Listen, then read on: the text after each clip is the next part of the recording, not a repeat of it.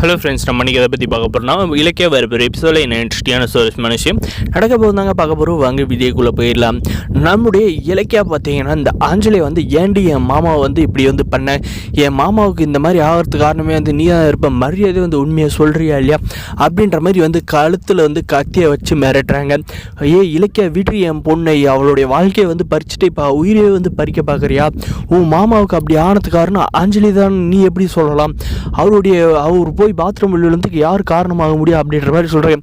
நீ வேணா உன் மக சொல்கிறதுக்கு எல்லாம் வந்து சின்னி தக்கா வந்து தட்டிக்கிட்டு இரு, ஆனால் வந்து நான் வந்து தட்டணும்னு எனக்கு அவசியம் இல்லை.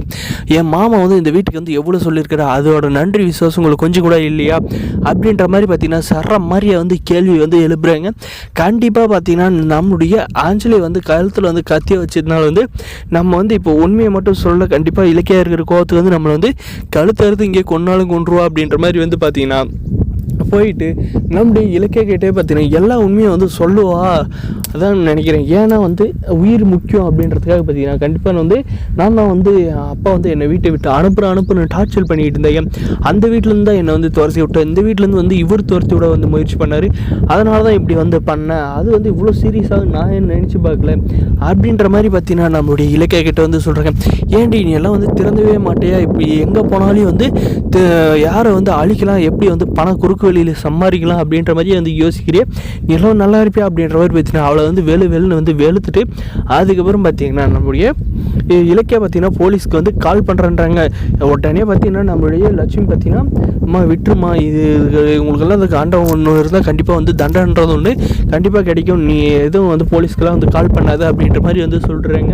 இதுக்கப்புறம் பார்த்தீங்கன்னா நம்மளுடைய இலக்கியா இங்கே வந்து பேசிகிட்டே இருக்க நம்முடைய மாசிலாமணிக்காக பார்த்தீங்கன்னா இந்த ஆஞ்சலி பேசுகிற பேச்சு எல்லாம் கேட்டு வாயிலேருந்து வந்து நிறையா வந்து ரத்தமாக வந்து வந்துக்கிட்டு இருக்குங்க.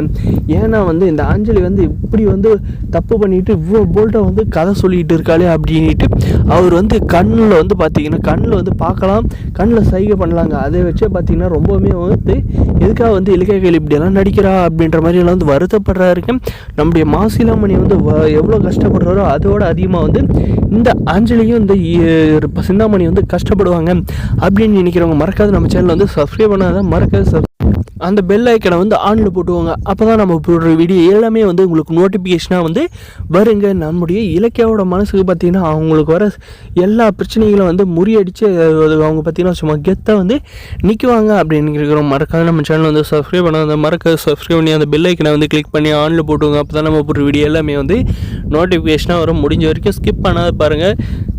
நம்ம இன்றைக்கி பார்த்திங்கன்னா சரியான வெயிலுங்க, காட்டு பக்கம் வந்திருக்கோம், என்ன தெரியல. மறக்காம சப்ஸ்கிரைப் பண்ணி நம்மளுடைய சேனலுக்கு வந்து ஆதரவு பண்ணுங்கள். தேங்க்ஸ் ஃபார் வாட்சிங் கைஸ்.